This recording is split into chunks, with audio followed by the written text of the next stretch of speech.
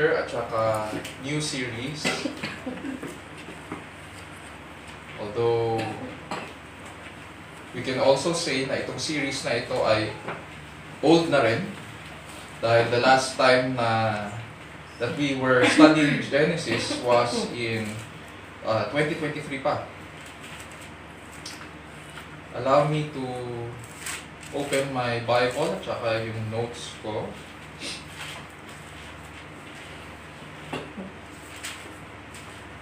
So Genesis chapter 12.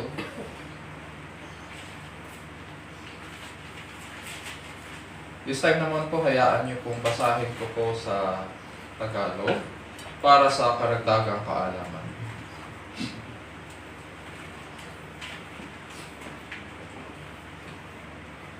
Ganito po sinasabi sa Genesis chapter 12 verses 4 to 9. Kaya't yumaon si Abram ayon sa sinalita sa kanya ng Panginoon, at si Lot ay sumama sa kanya, at si Abram ay may 75 taon nang umalis sa Haran. Isinama ni Abram si Sarai na kanyang asawa at si Lot na anak ng kanyang kapatid, at ang lahat ng pag-aaring kanilang natipon at ang mga taong kanilang nakuha sa Haran. At nagsialis upang pasalupain ng Kanaan at dumating sa lupain ng Kanaan. At naglakbay sa lupain si Abram hanggang sa dako ng Sichem, hanggang sa punong ensina ng More, at nooy nasa lupain yaon ang Kananeo. At napakita ang Panginoon kay Abram at nagsabi, sa iyong lahi ay ibibigay ko ang lupain ito. At siya ay nagtayo roon ng isang dambana sa Panginoon na napakita sa kanya. At mula roon ay lumipat siya sa bundok na nasa silanganan ng Bethel, at doon niya tinayo ang kanyang tolda na nasa kalunuran ang Bethel at nasa silanganan ang Ai. At siya ay nagtayo roon ng dambana sa Panginoon at sinambitla ang pangalan ng Panginoon. At si Abram ay naglakbay na nagtuloy sa dakong timugan. Ito po ang salita ng Panginoon, purihin ang Diyos. Yung binasa po kanina ni Kuya Owen, it was also good na binasa niya simula sa verse 1 ng chapter 12 para meron tayong context. So from verses 1 to 3, nandun po yung pangako ng Panginoon kay Abram. Now, nagsimula po tayo sa pag-aaral natin ng Genesis 2 years ago sa series na In the Beginning at saka doon sa ating History of Redemption. Napag-aralan natin yung bird's eye view ng Bible or yung outline ng Bible. I hope natatandaan pa po natin yung 4 na main parts ng kwento ng Scriptures. Yung first part, yung Genesis 1 to 2, doon makikita ang creation. Paglikha ng Diyos sa buong langit at lupa at paglalang sa tao. And then, Genesis chapter 3, makita natin yung fall. Doon nahulog ang tao sa kasalanan. And then Genesis 4 hanggang Revelation chapter 20, doon makikita natin ang redemption o yung na-accomplish ng Diyos para sa ating kaligtasan. And then from Revelation 21 hanggang 22, yung last chapters ng Bible, doon natin makikita yung the vision of the new creation or restoration. Dito patungo ang buong kasaysayan ngayon ng sangkatauhan. At dito magtatapos ang plano ng kaligtasan. In our passage today, we are at the point in which God is accomplishing everything in biblical history para sa ating kaligtasan. So, nandito tayo ngayon, since Genesis 12 ang ating binasa, so we are between Genesis 4 and Revelation 20. Nasa point of redemption tayo. Mahalaga ito sapagkat ang ating pananampalataya, nabanggit ko na before, and time again, sasabihin ko po, na ang ating pananampalataya ay may past, may present, and may future. Mahihirapan po tayong maintindihan ng kahalagahan ng ating pananampalataya, especially tayo na nandito at the present time, kung saan tayo patungo at yung buong kasaysayan, kung hindi natin maiintindihan kung ano muna ang nakalipas, kung ano ang nangyari, kung ano ang ginawa ng Diyos, especially sa Old Testament. And so, it is the Old Testament that grounds us in the faith. Now, dito sa, ibig sabihin ngayon, bago tayo makakilala sa Panginoon, which is present day, kumilos po ang Diyos sa buhay ng mga dating mananampalataya. And this has been accounted for in the Scriptures, especially sa Old Testament. Pinakita ng Diyos kung paano niya ipahayag ang kanyang sarili sa mga nauna sa atin. Dahil nais po nating makilala ang Diyos at tumugon sa Kanya in spirit and in truth, then we need to humble ourselves and strive in the study of His Word. Tanggapin po natin, mga kapatid at kaibigan, ang lahat ng passages in Scripture, everything that God has revealed about Himself. Hindi lamang yung mga madadaling passages, definitely maraming madaling passages sa Scripture, but we need to also receive with humility and striving yung mga mahihirap na Scriptures. We are not given the right na mamili. Kung ganyan ang gagawin natin, magiging selective po tayo sa Scriptures, tayo ang nasusunod. But because the Scriptures is God's Word, then everything that He says, everything in His Word, is true. At dahil tayo ay tao lang, at tayo ang Kanyang alipin, then we humbly accept kung ano ang Kanyang sinasabi sa Kanyang salita. Ang mangyari, ano yung result nito, ano yung fruit nito sa ating buhay, magiging mabuti tayong mag-aaral ng Kanyang salita at siya ang ating mga ngaral at Panginoon. Sa umagang ito, panalangin ko po na sa pamamagitan ng pag-aaral natin ng aklat ng Genesis ay mag-minister sa atin ang salita ng Diyos. Ano man ang ating pinagdadaanan sa buhay, gaano man ito kahirap, nawa bigyan po tayo ng Panginoon ng mga panibagong pagnanais na makilala siya at mamangha sa kanyang mabubuting gawa. Para makatugon po tayo sa maayos na pagsamba kay Kristo habang nabubuhay po tayo sa kanyang presensya sa ilalim ng kapangyarihan ng Diyos at para po sa kalwalhatian ng ating dakilang Diyos. This morning, ang magiging tanong po natin sa Scriptures ay ito: how does God strengthen Abraham's faith? And eventually, ang magiging application sa atin, how does God strengthen our faith? How does God strengthen Abraham's faith? And this leads us now dito sa ating passage sa Genesis chapter 12. Nang dumami po ang tao sa lupa pagkatapos nung baha, napag-aralan po natin na nilisan po ni Terah. Si Terah po ay yung tatay ni Abraham. Nilisan po ni Terah ang kanyang bayan na Ur of the Chaldees. Ang Ur po ay nasa Iraq ngayon. At naglakbay po siya kasama ang kanyang pamilya patungong Kanaan. Kasama niya po sina Abraham, or Abram. Hindi pa siya binibigyan ng panibagong pangalan ng Panginoon. Ang tawag pa lang sa kanya ay Abram, si Sarai, na kanyang asawa, at si Lot, na anak ni Haran, kapatid po ni Abram, anak ni Terah. Yung isang kapatid ni Abram na si Nahor ay naiwan sa Ur. Sa Genesis 11:28, sinasabi sa atin that Haran died in the presence of his father Terah in the land of his birth in Ur of the Chaldeans. So, naunang namatay yung isa niyang kapatid. At nang makarating po sila sa Haran, ang Haran po ay nasa southeastern Turkey today. Imbis na mag-stop over lang sina Terah sa Haran, nagsettle na siya doon. So, ngayon may papakita lang po akong slides para meron po tayong idea kung paano tayo nakaka-relate dito sa ating passage. Especially pag nagbabasa po tayo ng Old Testament, it is profitable for all of us na naiintindihan natin yung tinutukoy dito ng mga ancient writers.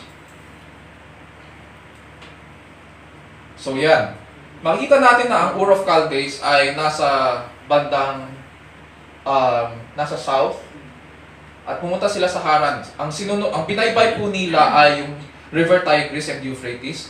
Yung sa atin na mga familiar sa Middle East, alam natin ang mga lugar na ito.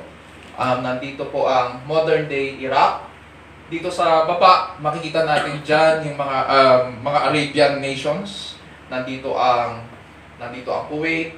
Ito ang Persian Gulf, nandiyan ang Kuwait at saka Oman, Qatar, UAE, Saudi Arabia. Sa baba yun. Bandang left side, nandun po ang Ethiopia at saka Egypt. Dito sa Mediterranean Sea, makikita po dyan yung Israel, Syria, Lebanon. Dito sa bandang taas, makikita natin ang Turkey. So, dyan ang cradle of civilization. This is the kind of world na kung saan nabuhay si Abram. At nanggaling sila dito sa Ur. Hindi pa Iraq ang tawag dyan, ng panahon nila. Ang tawag nila dyan ay Sumer. At binaybay nila ang River Euphrates para makapunta sa Haran.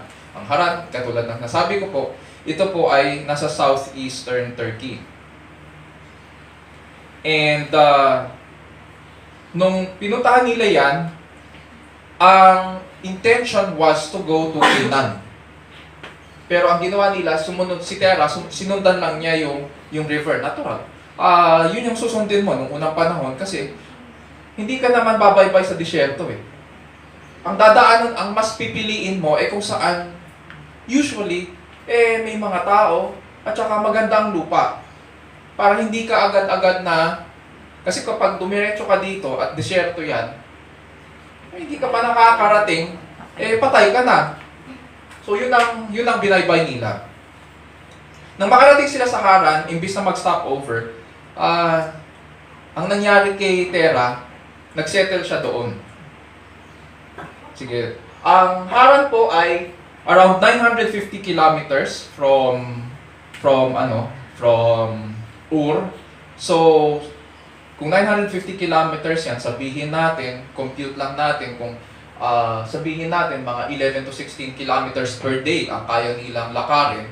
So, kaya nilang tapusin yung distance na yan in more or less 2 to 3 months. So, wala pang isang taon na parating na sila sa Haran. It does not take years para mag-travel ng gano'n. Next slide, please. Nang makarating sila sa Haran, ito ang bumungad sa kanila.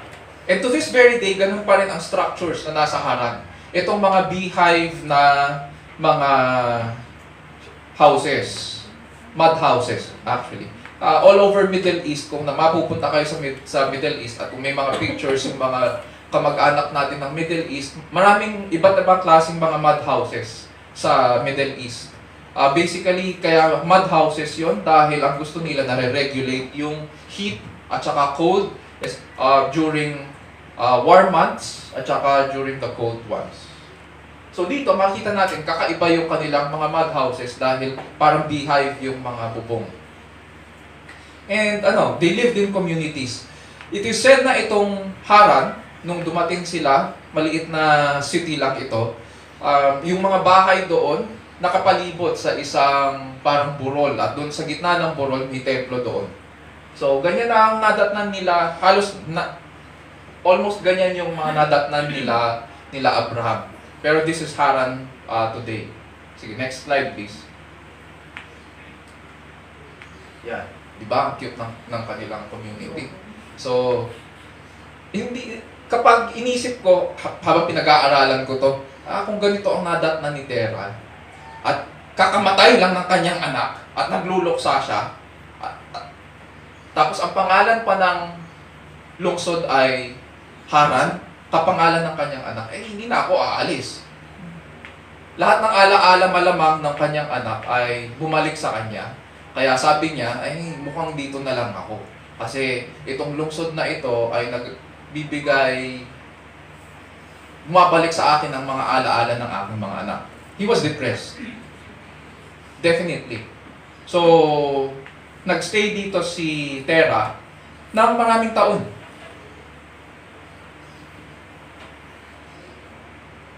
It is said na hanggang the age of 205, nagstay dito si Terah. Diyan na siya namatay. So, hindi na siya nakakaabot ng Kanaan. Next slide. Yan yung sinasabi ko. May burol sa gitna ng lungsod. At doon sa burol na yun, mayroong templo doon. Yung templo doon ay para sa moon god na si Sin. They were pagans. And many say na most probably ito yung mga precursors ng Islam. Pero dyan, mga Mesopotamian gods and goddesses yung mga sinasamba ng panahon nila. So yan, ang sinasamba nila dyan ay ang moon god na si Sin. Next slide. Okay. May makita kayong table dyan, maraming data, pero hihimay-himayin natin yan. Sa Genesis 12, 1-3, the Bible tells us that this is the first time na kinausap ng Diyos si Abram. Yun yung binasa kanina ni Kuya Owen. Now the Lord said to Abram, "Go forth from your country and from your relatives and from your father's house to the land which I will show you. And I will make you a great nation, and I will bless you and make your name great. And so you shall be a blessing. And I will bless those who bless you, and the one who curses you I will curse. And in you all the families of the earth will be blessed." Which brings us now doon sa ating passage sa verse 4. Pagkatapos siya kausapin ng Diyos, we are told na doon pa lang umalis si Abraham pagkatapos siya kausapin ng Diyos. Verse 4 hanggang 5, "So Abram went forth as the Lord had spoken to him, and Lot went with him. Now Abram was 75 years old when he departed from Haran. Abram took Sarai his wife, and Lot his nephew, and all their possessions which they had accumulated, and the persons which they had accumulated, and the persons which they had acquired in Haran. And they set out for the land of Canaan, or Canaan. Thus they came to the land of Canaan." Now Genesis 11:26 tells us that Terah was 70 years old when he fathered Abram. 70 years old siya nung naging ama siya. So ibig sabihin, 70 years old, pinanganak si Abram. So makita natin doon, nung 70 years old si Terah rather, doon pa lang pinanganak si Abram. And it is said na umalis si Abram sa Haran noong 75 years old siya. So kung ganon, 70 plus 75, ibig sabihin, 145 years old si Terah nung umalis si Abram sa Haran. Buhay pa. Kasi 205 namatay si Terah sa Haran. Ibig sabihin, nung umalis si Abram sa Haran, buhay pa yung kanyang ama. Mas mahirap umalis nun. Iiwan mo yung pamilya mo, buhay pa. Diba? Ganun ang nangyari. Samantalang tightly knit ang pamilya, katulad rin sa Southeast Asia, sa ating mga Pilipino, tightly knit ang mga families, ganun din sa Middle East. So ang ginawa ni Abram, iniwan niya yung kanyang patriarko.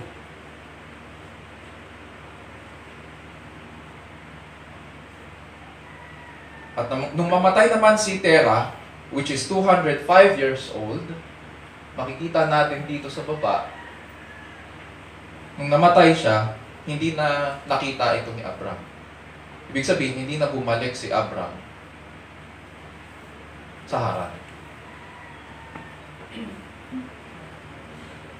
Now, anong significance nito sa pag-aaral natin?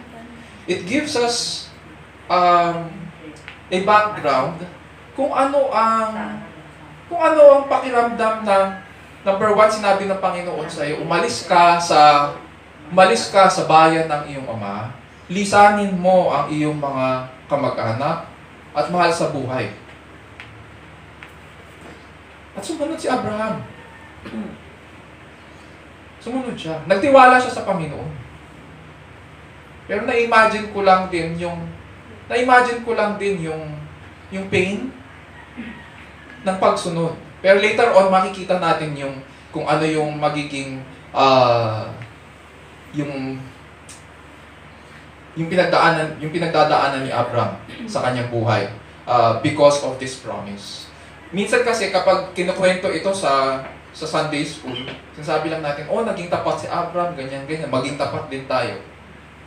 Pero hindi natin dinidiscuss yung hirap na pinagdadaanan nung sumusunod sa Panginoon.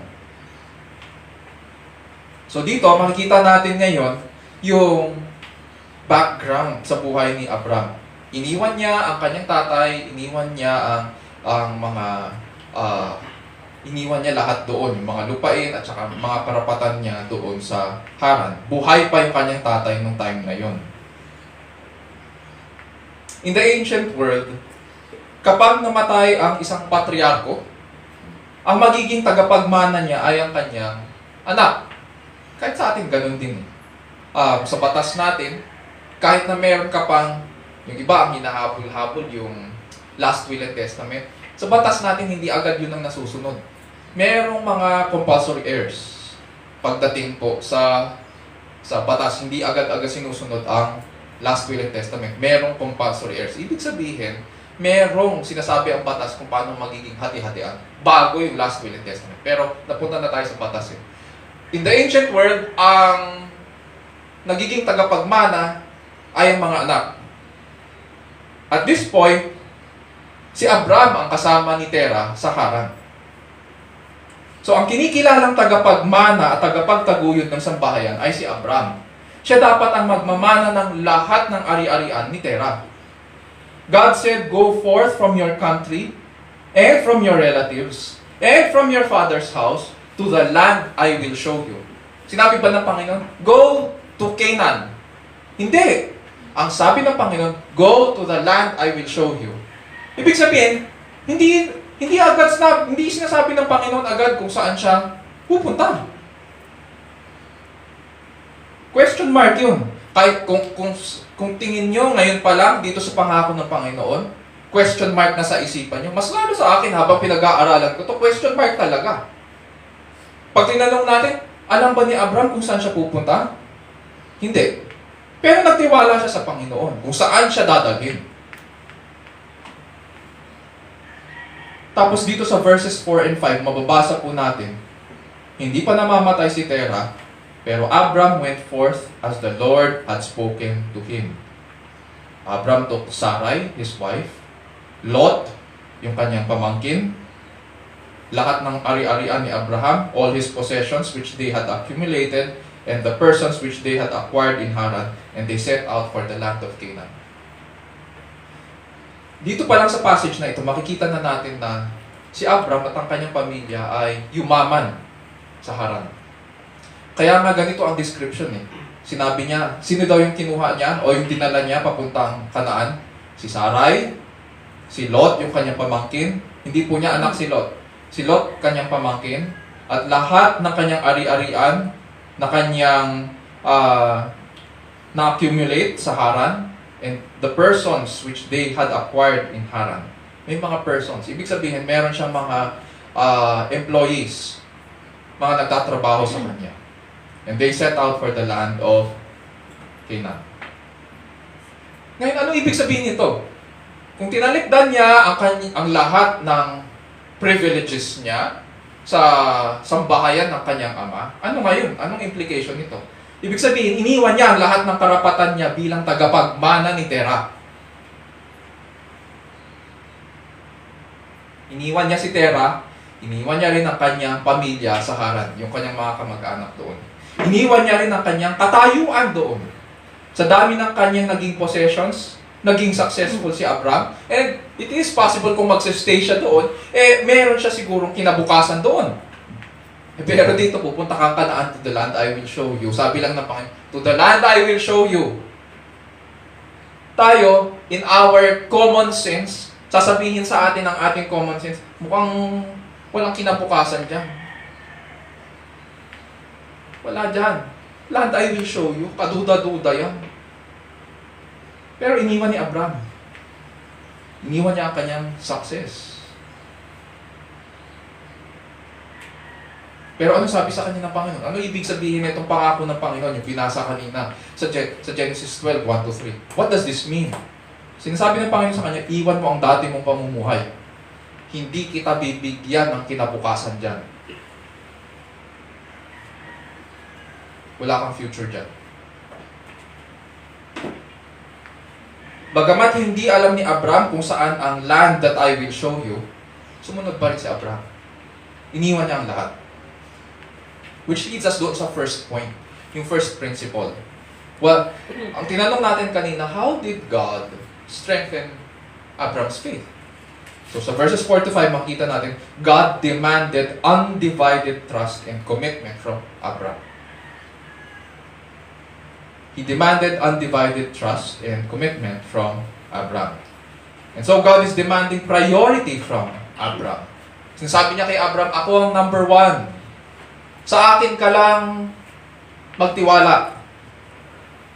At sumunod si Abram at nag-travel siya patungong Kanaan. Ang nakakabahala lang ay dito sa verses 4 and 5, ewan ko kung napansin nyo, ang sabi ng Panginoon sa instruction at saka promise niya, iwan mo ang, sabi dyan, iwan mo ang sino? Ang iyong bayan, ang iyong kamag-anak, lisanin mo ang bahay ng iyong ama. Ang sabi, iwan mo ang iyong mga kamag-anak. Tapos, ang nangyari, sino dinala niya? Si Lot.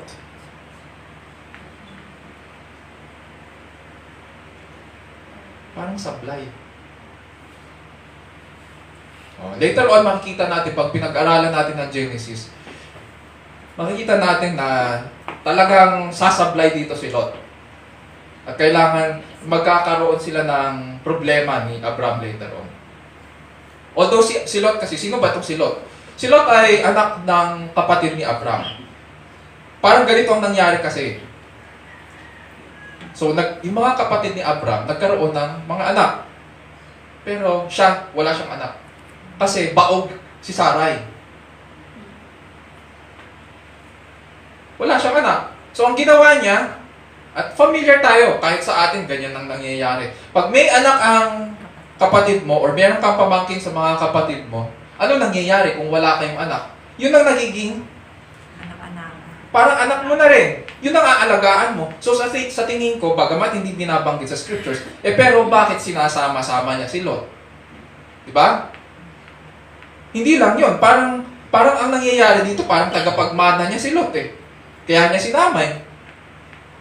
So ngayon, sinama. Pero yun ang question mark. Ang utos ng Panginoon ay iwan mo, lisanin mo ang iyong mga kamag-anak. Pero eto, nandito si Lot. Kasama niya. So, sablay dito si Abram. Pero hindi pa natin makikita yun, hindi pa halata dito. Yun nga lang, hinahanda tayo ng scriptures, kaya 2 beses inulit.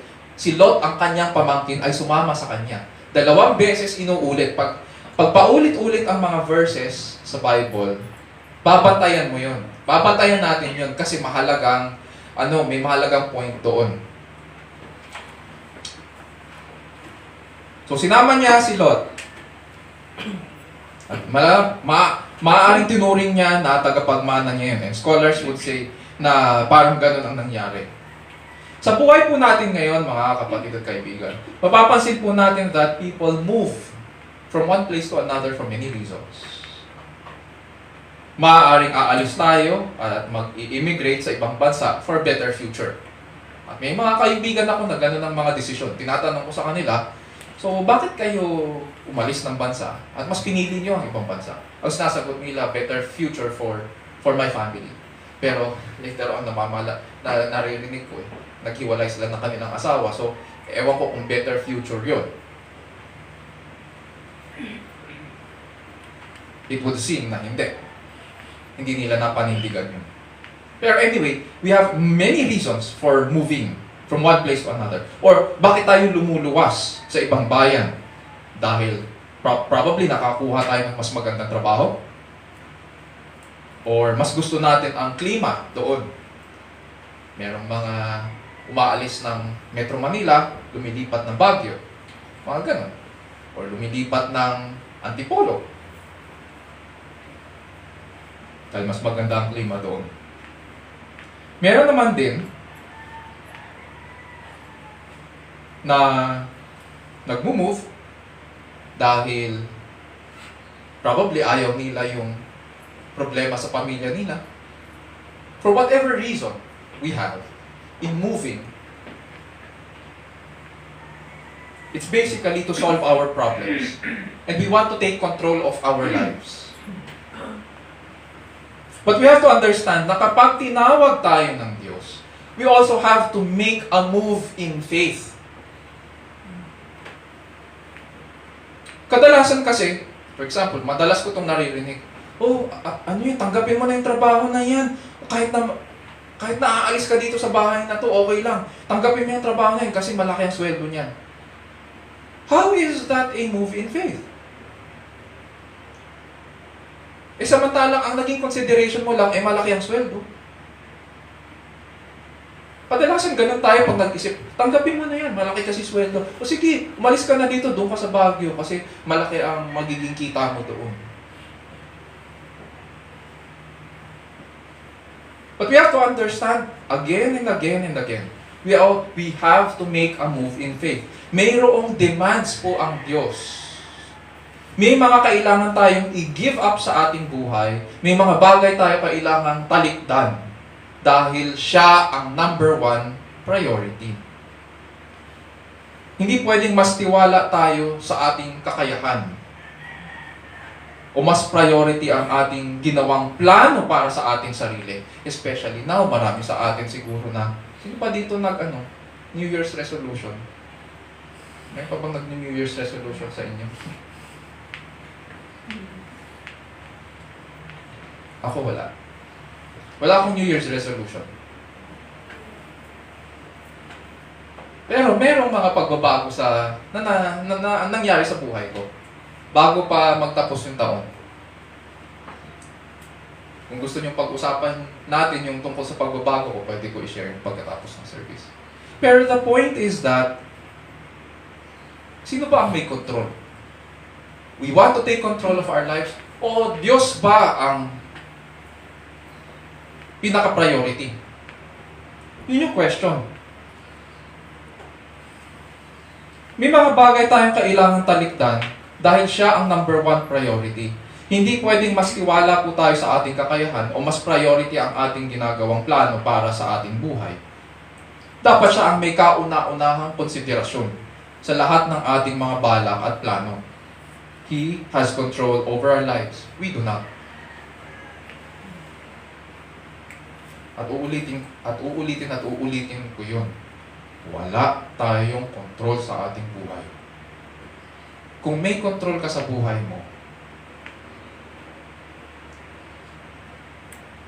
at gusto mong patunayan yan, ini-encourage kita na pumunta ka sa mga burulan.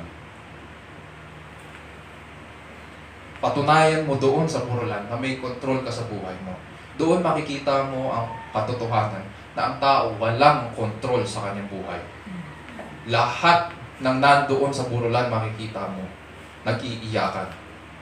Bakit? Bakit tayo nalulungkot? Bakit tayo nagdadalamhati? Kung may control pala tayo.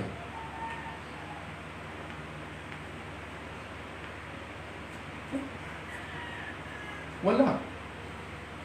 God has control over our lives, and He is offering a solution to our problems. Ang requirement, submit to Him. Simple. It's all or nothing. It's either you submit to Him 100% or you don't submit at all. Dito makikita natin ang response ni Abraham sa Diyos, bagamat hindi niya naintindihan fully ang instruction, sumunod siya. Punta tayo sa verses 6 to 7. Sabi dyan, Abraham passed through the land as far as the site of Shechem to the oak of Moreh. So nakarating na siya. Dito sa verses 6 to 7, nakarating na siya sa land of Canaan. Now the Canaanite was then in the land. The Lord appeared to Abraham and said, "To your descendants I will give this land." So he built an altar there to the Lord who had appeared to him. So from Haran, naglakbay si Abraham ng 916 kilometers papuntang Canaan. More or less, kung by foot ito, this is around 2 to 3 months again. So 2 to 3 months papuntang Haran and then 2 to 3 months pababa. Pero nagstay sila sa Haran ng ilang taon. And dito, pagdating nila sa Kanaan, after 2 to 3 months, nakarating siya. Sabi dyan sa ating passage sa verses 6 to 7, napadpad siya sa bayan ng Shechem, sa Oak of More. Sa ibang translations, ang ginamit ay the terebinth of More or the terebinth of the teacher. Itong sa Tagalog, ensinas, punong ensinas, ano? Malaking puno ito na malamang nung unang panahon parang ganito yun. Dahil ito ay mga bayan-bayan, mga maliliit na city-states. Hindi pa yung mga, kung ang pinanggagalingan natin ay parang Game of Thrones, mga ganon, hindi pa ganon kalalaki ang mga kaharian nun. City-states pa lang ito, mga maliliit na bayan to, na imagine natin yung parang nakita natin sa Harad kanina, parang mga ganon. So, mga maliliit na bayan ito, and nakarating siya sa Shechem, at doon sa Shechem, sa outskirt ng city, mukhang mayroong isang malaking puno doon. Ginagamit yun ng mga unang panahon ng mga matatanda na parang doon sila nagtitipon-tipon para pag-usapan ang mga problema ng bayan at doon nire-resolba. Kaya sinabi na terebinth of the teacher kasi doon tinuturuan yung mga kalalakinan kung paano resolbahin ang problema ng bayan. Kaya teacher or terebinth of the judge. Ganun ang background nung at doon nag-stop over si Abraham.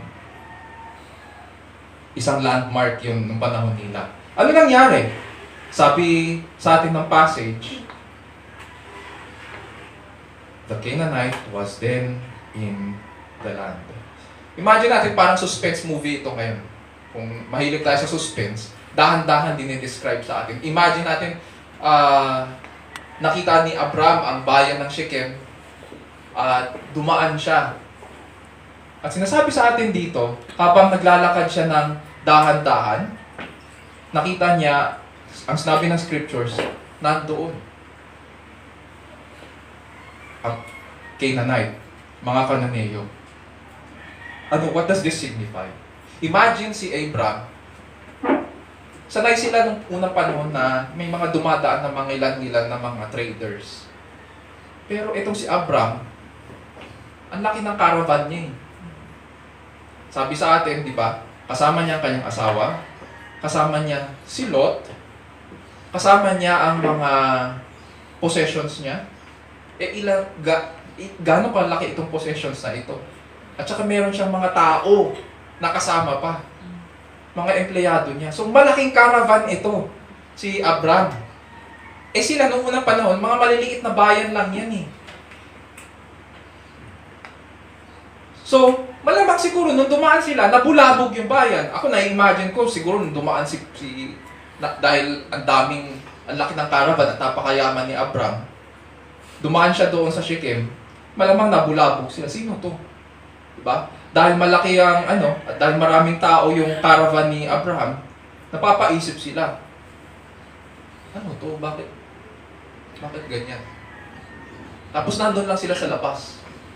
Nandun sila ginamit pa ni Abraham yung landmark nila. Terebinth of the terebinth of the teacher or the Oak of More. More means teacher. Bakit nandun siya? Hindi siya pumasok, hindi man lang siya nagpakilala. So, ang tingin nila ngayon kay Abraham ay threat. Banta siya. Anong pangako ng Panginoon sa kanya? Sabi ng Panginoon sa verse 7, the Lord appeared to Abraham and said, to your descendants I will give this land. Threat talaga si Abraham. Kasi sino ka? Baguhan ka dito, tapos may claim ka sa lupain namin? Abay, sino ka? Hindi ka naman tubong Shechem. Tapos ngayon, nandiyan ka lang, hindi ka man lang magpakilala. Hindi ka man lang pumasok. Nandiyan ka lang sa labas. At nandun ka pa mismo sa puno na kung saan ang mga matatanda namin ay nagsisiupo. Hindi ka naman matanda dito sa bayang ito. Threat talaga. Para siyang So pag binabasa ito, para itong suspense movie.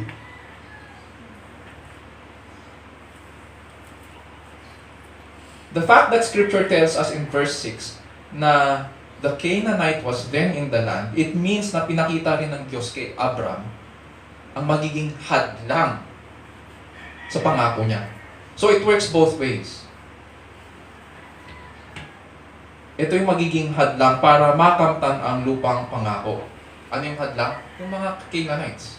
Kasi ang pangako ng Panginoon kay Abram, napangako ko na ibibigay ko sa iyo ang lupain ito. Pero ang sabi ng scriptures, abay, nandyan ang mga Kananeo. So ito yung magiging challenge, ito yung magiging threat sa pangako ng Diyos. Pagkatapos ipakita ng Diyos ang threat kay Abraham, yung banta sa pangako ng Diyos. On the one hand, pinakita ng Diyos kung ano yung threat. And on the other, sinasabi sa atin sa scripture sa verse 7, the Lord appeared to Abraham. Tinapatan ng Diyos kung ano yung threat na pinakita niya kay Abraham, sinabi ng Diyos, kasi pag tinignan natin, sa 12 verse 1 hanggang 3, nagsasalita lang ang Diyos Hindi naman nagpakita kay Abraham Nagsasalita lang siya. Dito, pagkatapos niya ipakita kay Abraham, ito yung mga difficulties and challenges na ating mararanasan. Doon nagpakita ang Diyos. Sinabi ba kung paano? Hindi sinabi kung ano yung form or manifestation or physical manifestation ng Diyos. Hindi sinabi ng scriptures. Pero sinabi nagpakita ang Diyos. It means na tinatapatan ngayon ng Diyos, this is a challenge doon sa difficulty na mararanasan ni Abraham at yung kanyang mga descendants. Ang challenge doon ay ang Canaanites mismo. So scripture does not say na nagsalita lang ang Diyos. It says the Lord appeared to Abraham. Yun yung drama dito.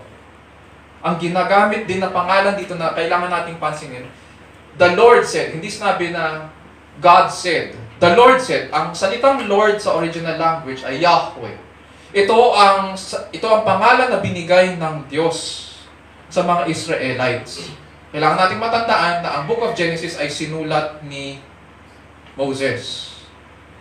At nung nagpakita ang Diyos kay Moses sa bundok, ang binigay niya na pangalan, tinanong ni Moises, paano kita ipakikilala sa kanila? Anong pangalan ang ibibigay ko sa mga tao? Totoo naman, kasi nanggaling sila sa Egypt.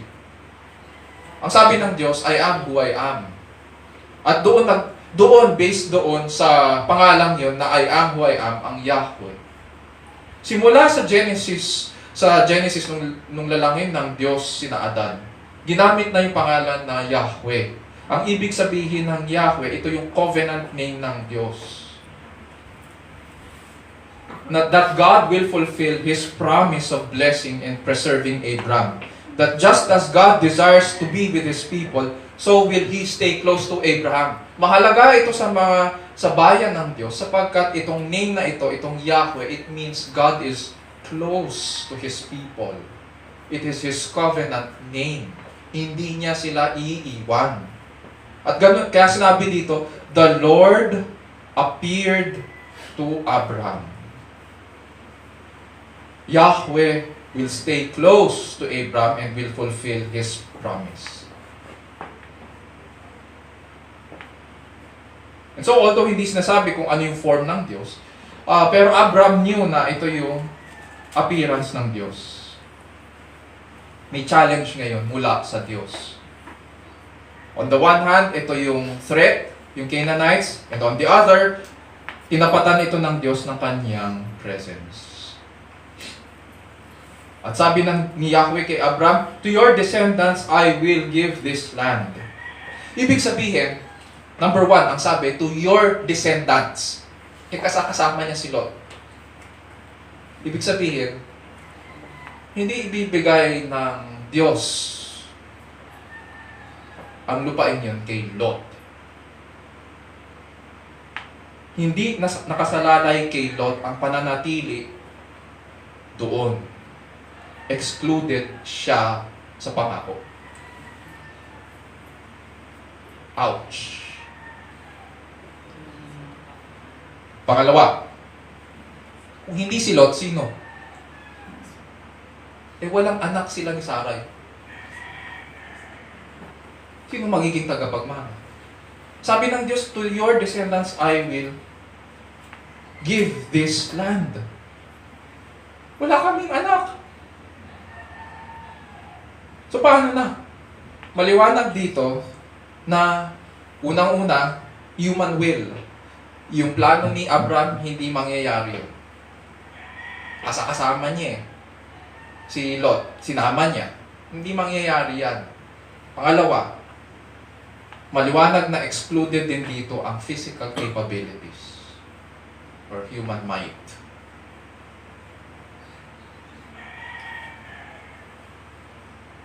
So, sinubok ng Panginoon si Abraham. Number one, kung lilisanin ba niya ang kanyang bayan, yung kanyang tahanan, yung tahanan ng kanyang ama at ang kanyang mga kamag-anak. Ngayon, ito na naman, panibagong pagsubok. Kung magtitiwala siya at mananatili doon, wala siyang kilala sa Shechem. Nandun siya, nag-aantay siya. Nandyan yung kanyang sambahayan. Kasama niya yung mga empleyado niya. Naghihintay sila doon sa ilalim ng malaking puno. Tapos nagtitingin-tingin siya. Sabi ng Panginoon, nagpakita sa kanya, Panginoon, to your descendants I will give this land. Pero, on the other hand, nandito yung Panginoon at nandyan ang mga Kananeyo. Nakakatakot. Pwede kang lusubin anytime.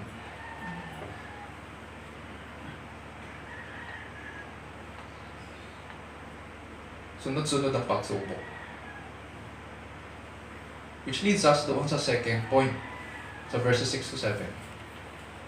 God showed Abraham the level of difficulty that only God can overcome. God showed Abraham the level of difficulty that only God can overcome. And how did Abraham respond to Yahweh? So verse 7, sabi dyan, so he built an altar there to the Lord who had appeared to him. Noong unang panahon, ang ginagawa nila para magtayo ng dambana, hindi siya parang katulad yung mga dambana natin ngayon, pag pumupunta tayo, nakasanayan natin sa mga malalaking church, napakalaking mga bato sa harapan, di ba? Sa kanila noong unang panahon, pinagpapatong-patong lang nila yung mga bato. Or kung may makita silang malaking bato, yun na yun. Yun na yung mark. Na yung place na yun ay sacred or may religious implication yung lugar na yun. So, nagtayo doon ng dambana si Abraham sa labas ng Shechem para sambahin ng Diyos na nagpakita sa kanya. And because it is not dependent on human will or by human might or human capability, na-realize ni Abraham na hindi pala nakasalalay sa kamay ng tao o sa kalooban ng tao ang mga bagay-bagay na pinangako ng Diyos. In the end, only God can accomplish this. Kaya sumamba siya.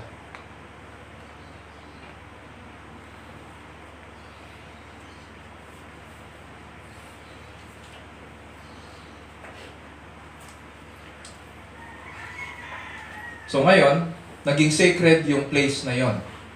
When he built an altar there, naging sacred yung place na yon sa mga Israelites.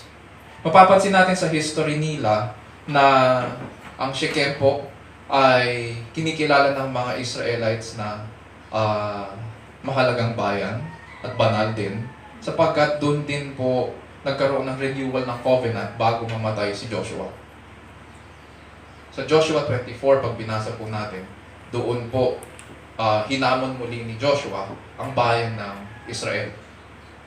Pagkatapos nila hati-hatiin ang mga lupain sa Kanaan. Which leads us now sa verses 8 to 9. Then he proceeded from there to the mountain on the east of Bethel. Pababa pa. Next slide, please. Makita natin na bumaba pa sila papuntang Bethel.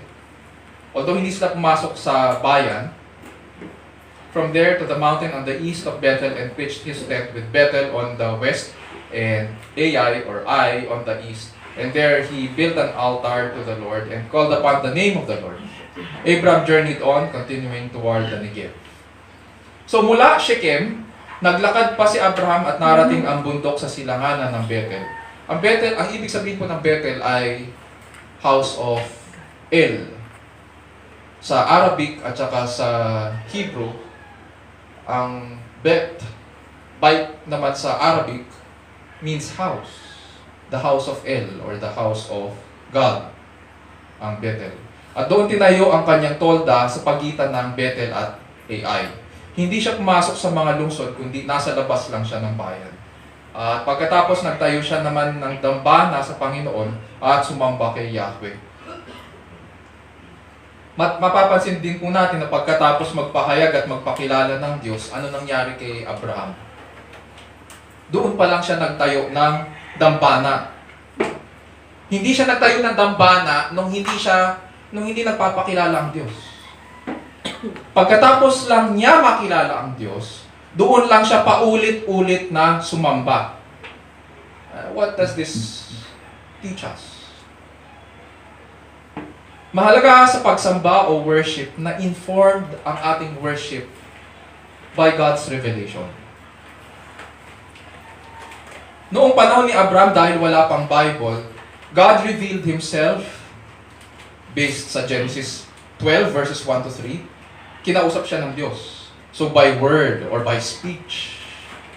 And then dito sa ating passage, God appeared to Abraham. So makita natin dito, God revealed Himself by speech and by visual manifestation. Or ang tawag naming mga pastor dyan, mga theophany. God revealed Himself. Sa panahon natin ngayon, God reveals Himself to us. He talks to us through the Scriptures. Through His Word. Through the Bible. Baka mayroong magsasabi dyan, narinig ko ang Diyos na kinakausap ako.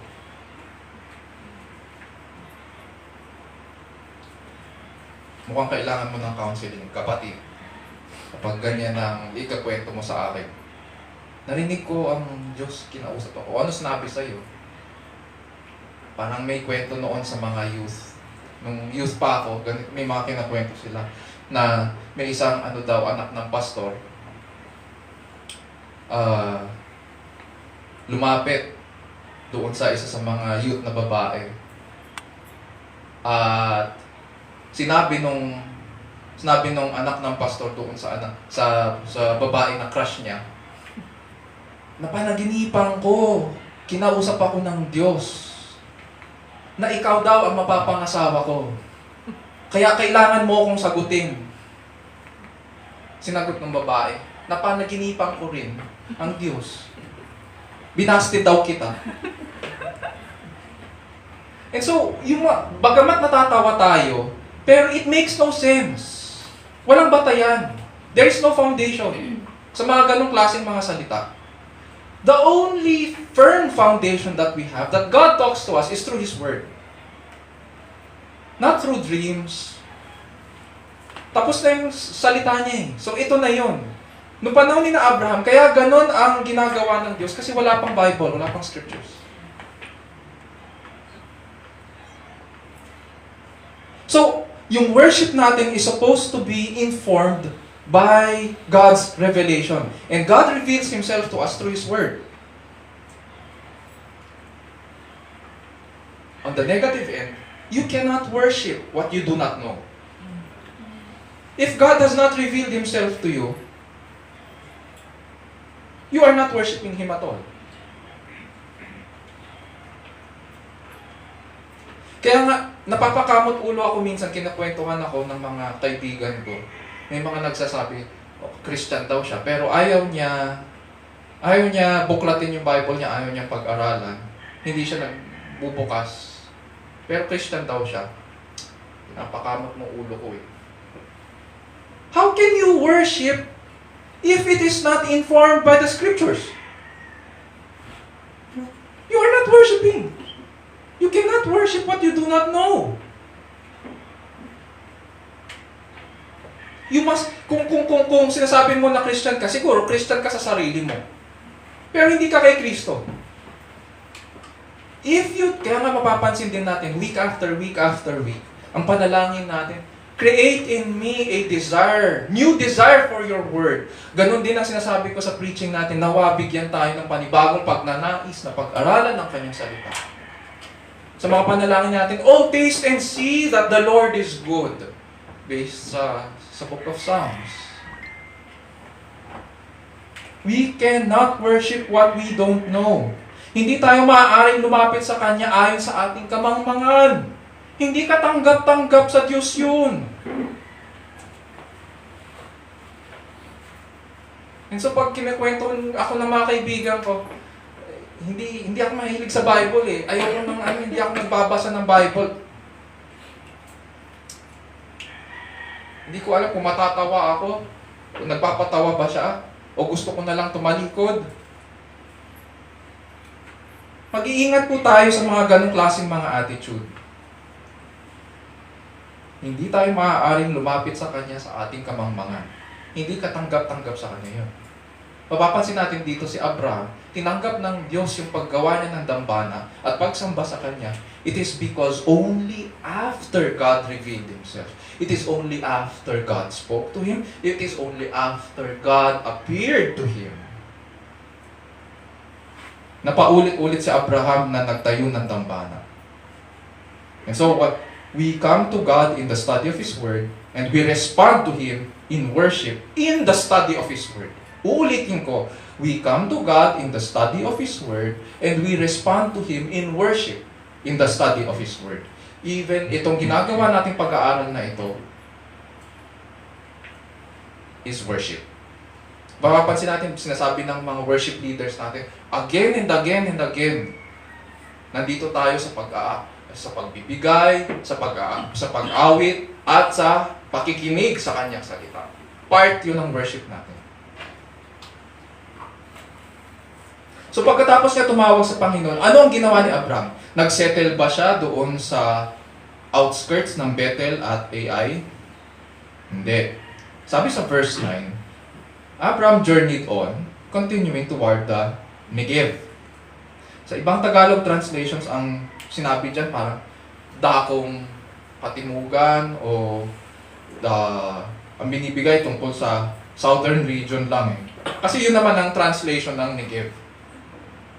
Ang Negev po ay ibig sabihin dry land. Desert region siya. So from Shechem, parang nag-overshoot siya. Mapapansin natin sa Shechem, nagtayo siya na sa Shechem, dumiretso siya rather sa Bethel at nagtayo siya ng dambana doon. Tumawag siya sa pangalan ng Panginoon. Pero, the Bible does not tell us na kung nag-appear o kinausap pa siya ng Panginoon sa Bethel. In the absence of that, malalaman, we can take it na hindi siya kinausap ng Panginoon doon. And most probably kaya siya dumiretso pababa pa sa Shechem. Meron namang sinasabi ang mga scholar na kaya siya pumunta sa Negev or doon sa desert region, most probably kasi walang pastulan kasi sa pinanggalingan niya. So naghahanap siya ng mga dakong pastulan para sa mga hayop niya. Pwede rin yun. Pero again, ano lang yun eh, assumption lang yun eh. Possibility yun, pero silent pa rin ang Bible. Pakinggan po natin yung isang theologian, si John Calvin noong 16th century. Ganito yung paliwanag niya kung bakit tumuloy si Abraham pababa papuntang Negev. Sabi ni John Calvin, it is certain that he did not voluntarily and for his own gratification run hither and thither, as like-minded persons are wont to do. But there were certain necessities which drove him forth in order to teach him by continual habit that he was not only a stranger but a wretched wanderer in the land of which he was the Lord.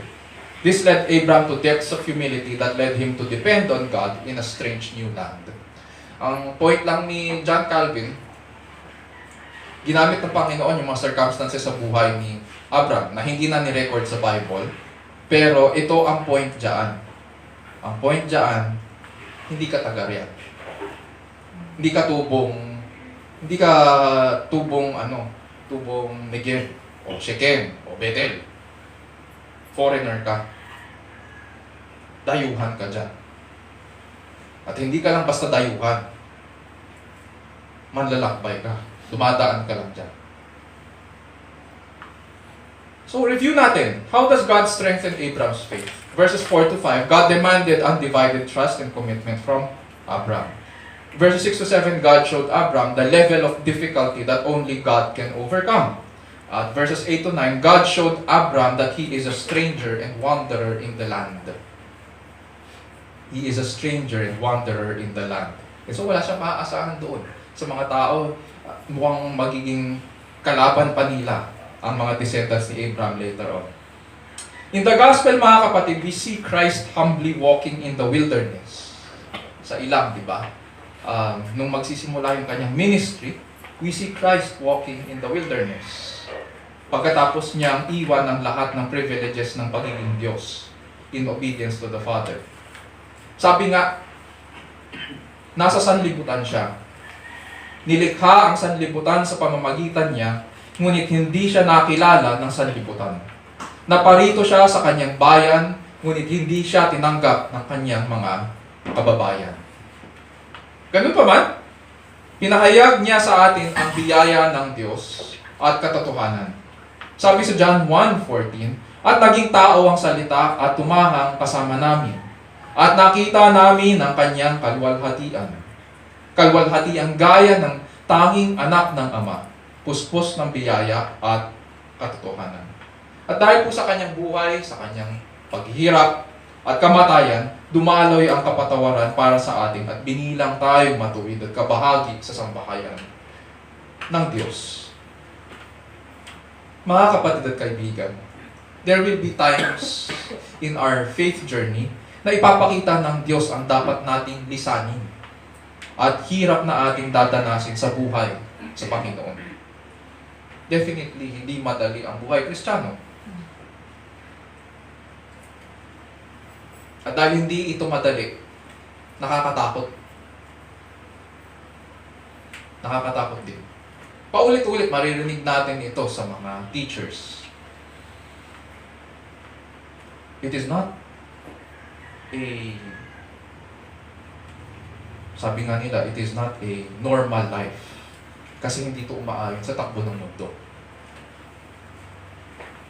It is an impossible life. The Christian life is an impossible life. Kasi kailangan mo para mabuhay dyan ay ang Diyos mismo.